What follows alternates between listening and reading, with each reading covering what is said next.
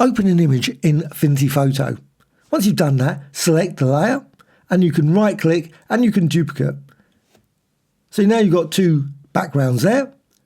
Click the padlock so they're both unlocked now. With this layer selected, go to Layer and New Live Filter Layer and Colours and Procedural Texture. And the reason I'm using live filter layers is you can modify at a later point. So with this panel here, you can go to the bottom and you can drag it out, makes it a bit longer, makes it easier, and then go to the plus because you need to enter an equation. And I've just got this already in my pasteboard, so I'm just going to paste it out and you can see it there. OSC sin, and it's brackets, square root, brackets, etc. And it's using RX and RY. And the RX and RY, very useful because you can reposition it. Now, because you've got the background layer and you've got this on top, you won't be able to see the result of it other than in the preview here. But you also need a custom input. So I'm just going to click here, Z. And you can see it defaults to A. I don't want that because I've got C in the equation. So I'm just going to put a value here now. I'm just going to go with 25. And you can see now you've got some rings. But I'm not going to use the red channel. At the moment it says red, I can deselect that. You can deselect any of them. You can select any of them as well. If you go for green, you see green.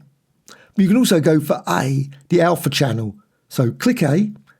And now, if I drag this around and reposition it, the only way you can see it at the moment, unfortunately, is in the preview over here. Just the way it is. You could, of course, deselect this one, would make it easier so you don't see it. And then you can close this panel. But before you do that, to make it easier for you, otherwise you have to type it all out again, is you go and up here and create a preset. Right click, create preset. If you've already got it, it will be disabled. And you can see my one, alpha rings. So I'm going to close the panel. And now I've got that. Obviously with the background image, it doesn't look any different at all. But I'm now going to select that one. And you can see here, I've got this funny symbol here. Well, what you can do, you can go to Layer, and again down to New Live Filter Layer, and Colours and Procedural Texture. You can bring it back. Using the presets, just click here. And you can see there, alpha rings. Exactly the same equation. Now, you can see the result.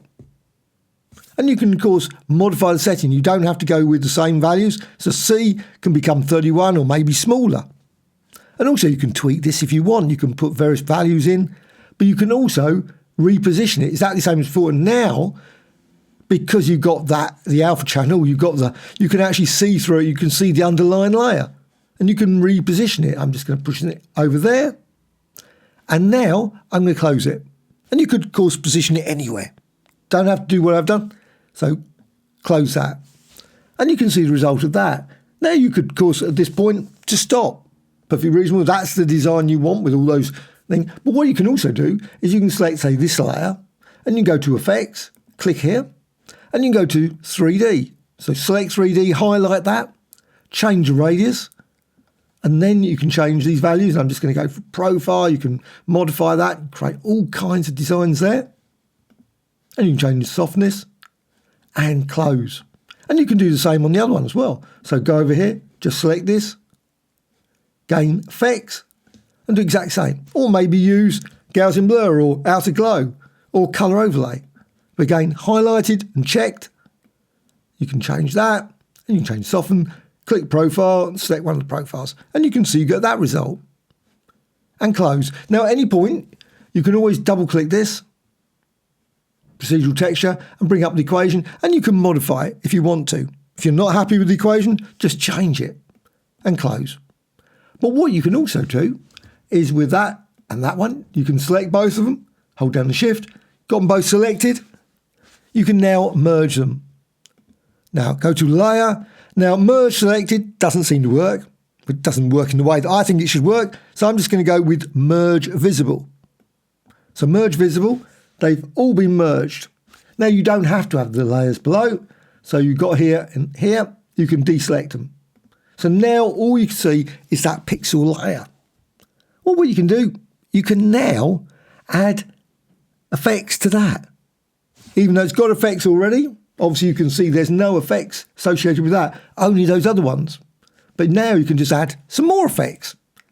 So just go to here, Effects, click that, and now go to 3D, and you can then shift that around and just change that on top. Maybe change the soften.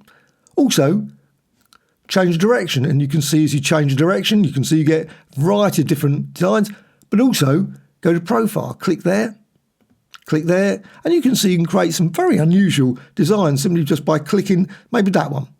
I like that one. Maybe just change this. You can tweak this, the profile, go with that, move it down. And once you're happy with it, you can then just manipulate the radius, soften, make it more soft, or maybe go that way. And then close. And you can see the result combinations of these. And of course you can rasterize it again if you want and work with that. And you can add more. So you can go to the layer. Let's just go down here and rasterize. And you can say preserve layer effects. Well, no. Click rasterize. Make certain you always turn it off, because the thing is, if you don't do that, you will see you've still got the effects. So you can't now. Well, now you can. You can add effects again. So click on effects. So you can add another 3D on top of that. And again, profile, click there and tweak it and change it, modify it all kinds of weird and wonderful ways. As well as, of course, going down here and maybe adding outer shadow. So you want to darken it a bit, just change offset, intensity, and close. Now, of course, the end result, what you can do, you can distort it, you can modify it, so you don't have to keep it nice and clean like this.